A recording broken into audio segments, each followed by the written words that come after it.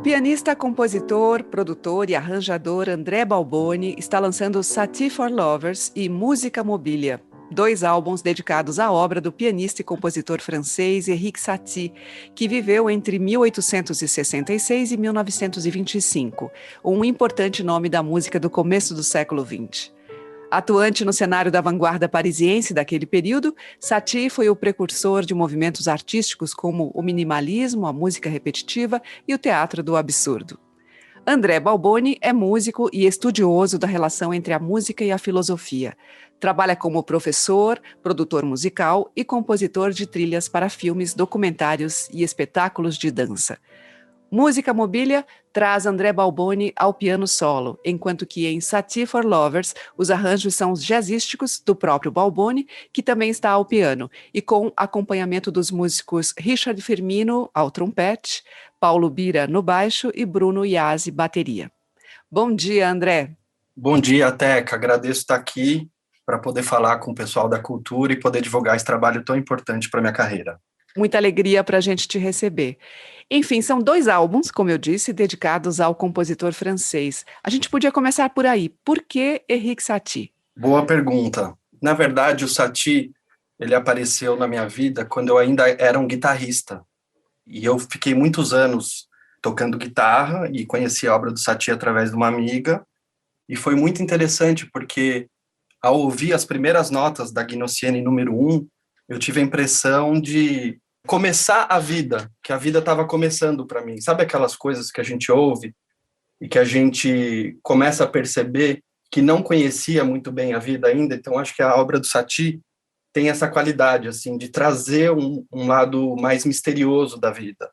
Que bacana. Então, eu fiquei anos estudando a obra do Satie e comecei a tocar piano por conta do Satie, e por isso que eu gostaria de homenagear ele, né, com a Música Mobília, justamente com uma forma de agradecimento por ter me trazido para próximo do piano. E por conta do Satie, eu acabei virando pianista. Eu não sou um pianista concertista, mas estou indo bem. E essa opção, André, por dois discos diferentes, né, com diferentes formações, como eu disse, mas com o mesmo repertório, né? Falando em repertório, como é que você pautou a sua escolha? Então, eu pautei minha escolha pela popularidade do Satie. O Satie é um artista muito conhecido, muitas pessoas conhecem ele, mas não a pessoa dele, conhecem a música dele. Por exemplo, a Gymnopédie. Uhum. E a minha ideia com esse trabalho é conseguir trazer um pouco mais da importância dele. Então, eu fiz um repertório do mais popular do Satie, do mais conhecido possível, para tentar trazer a obra mais próxima ainda do público. E, enfim, eu tenho outros trabalhos que eu vou fazer sobre ele mais para frente. E aí a ideia de fazer o Satie for Lovers, que é o disco de jazz, que é um jazz dadaísta, um jazz de música que eu chamo de música erótica, é essa ideia de trazer ainda mais o Satie próximo do público jovem, conseguir fazer arranjos que tragam esse diálogo dele mais para próximo das pessoas, do dia a dia. Então, foi mais ou menos por aí. Bom, o primeiro destes dois álbuns é Música de Mobília, e eu queria que você nos falasse, André, sobre esse conceito da musique d'ameublement, criada por Erik Satie. Sim, então, o Satie, eu sinto que ele tinha uma profunda angústia, assim como músico, de trazer a música como uma performance, mas não só uma performance, como um ritual, né? Porque se você olha as músicas, por exemplo, em questão de forma musical, o Satie usa sempre uma forma ternária, isto é, a música tem parte A, B, C, né, do ponto de vista da harmonia, e a melodia é muito clara e o ritmo também. Então você vê que o Satie, ele tinha essa intenção, inclusive por ele ter sido da Rosa Cruz, de ter estudado coisas mais esotéricas, de que a música oferta um espaço e um tempo para a gente poder entrar em contato com o nosso ser e sair de maneira diferente, de uma maneira mais atualizada, né? Então, essa ideia de você conseguir fazer esse tipo de música é muito impressionante, porque daí ele também é um dos criadores do conceito de minimalismo, e isso é muito importante, porque o minimalismo do Satie visa oferecer o mínimo para o ouvinte, para o prazer estético, né? Se você retoma um pouco lá para o período clássico, o período de Mozart, você vai ver que a ideia é a justa medida, é uma releitura da Grécia Antiga. Depois, no Uhum. romantismo, você tem essa ideia de excessos, né, que inclusive foi formulada por William Blake, essa ideia de que você tem que, pelo excesso, você se conhece, né, o excesso do ponto de vista, assim, moral, da conduta e também estético, né.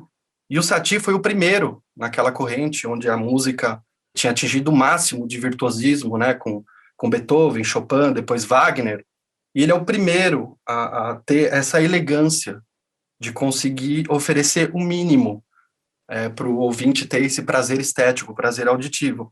E a partir desse minimalismo, né, da música mobília, musique d'ameublement, como você bem colocou, isso vem desse processo de depurando a música, deixando ela na sua essência. Por quê?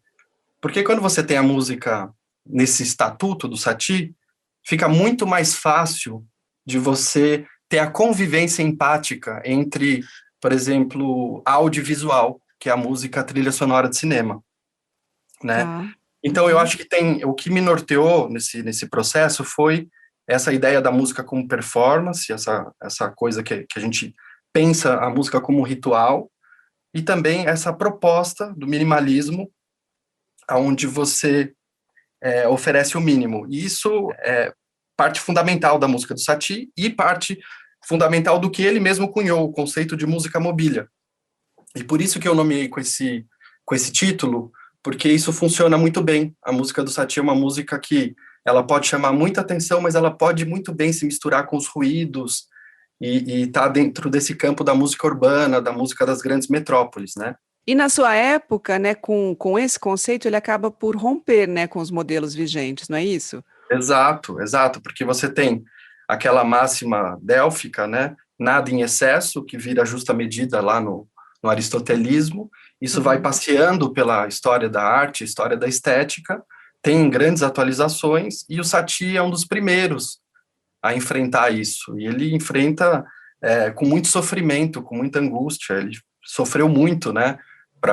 Era considerado um músico medíocre, mas ele conseguiu se sacrificar, vamos dizer assim, pela arte. Inclusive, ele considerava a música uma maladie, né? Uma Ah, uma doença, assim, uma doença. coisa meio terrível, assim, que acontece na vida de alguém que não há meio de contornar e fugir das musas. O Satie estava muito ciente disso. Quem é músico sabe o que eu estou falando.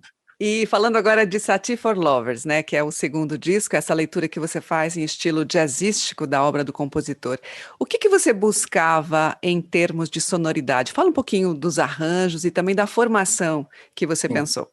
Então, Teca, esse foi o disco assim mais rápido que eu já fiz na minha vida, porque eu escrevi o primeiro arranjo do Satie for Lovers, da Gimnopédie número 1, em março. E o disco eu terminei agora, ele saiu quente aqui do meu computador, já foi para as plataformas. Uhum. Basicamente é o seguinte, eu sempre percebi, que eu gosto muito de jazz, do cool jazz, do Miles Davis, que tinha elementos da música do Satie, na música do Miles Davis, e depois eu fui pesquisar isso de uma maneira intuitiva, né? E aí eu descobri que o Gil Evans, que era o arranjador do Miles, usava algumas estratégias do Satie. Por exemplo, repetir num único tom, se repetir num único tom, usar um modo eclesiástico, com alguma alteração em algum grau, algum tipo de coisa que tem uma estética que soa estranha para o ouvido tonal. A gente se acostuma muito com o tonalismo. E a música do Satie é muito modal. E o fato da música do Satie ser modal, ela dialoga muito com o jazz do Miles Davis. Então, quando eu escrevi o primeiro arranjo da Gimnopédie, para mim ficou perfeito. Inclusive, gravei com um piano normal de cauda. Depois eu acabei Uhum. colocando um outro timbre. Então, quando eu gravei a primeira faixa, eu falei, nossa, isso é um disco de cool jazz. Só que eu fui avançando nas outras músicas, e a música do Satie tem um lado meio folclórico também, que lembra coisas do leste europeu por usar muito semitons. E aí eu não consegui mais fazer em cima da estética do Miles Davis, e acabei fazendo um passeio pelo jazz. Dialoguei com outros conjuntos de jazz, e a ideia era justamente essa, é fazer um Satie que seja um Satie, uma música erótica. Em que sentido? Erótica, não no sentido só de homem, mulher, do romântico, no sentido das coisas que nos afeiçoam, que trazem ternura para a nossa vida, que nos ligam à natureza, enfim, a relação com o outro também. Então, a ideia era trazer o Sati mais Eros no Sati. Eros, lembrando só o deus da Grécia Antiga, que unia as coisas, né? Que colocava as coisas em enlace amoroso. E eu sinto que o Sati, por ele ter vivido muito em solitude, né? Também a música dele oferece essa solitude, que é um espaço muito importante, inclusive para a gente nessa vida de pandemia que a gente está vivendo hoje em dia. Esse momento de solitude, de estar consigo mesmo, eu acho que o Sati ele trafega bem nesse lugar. Então a ideia era trazer um pouco mais do Sati próximo de um público mais amplo, não só o público da música clássica e de concerto, porque a música do Sati, com certeza, transcende a música clássica e a música de concerto. Inclusive, não dá nem para fazer distinção entre música clássica e música popular na música do Sati, porque é uma música que está na tradição de música universal, né? Ela transcende essas categorias da história da música. E agora a gente vai ouvir uma faixa do álbum Sati for Lovers.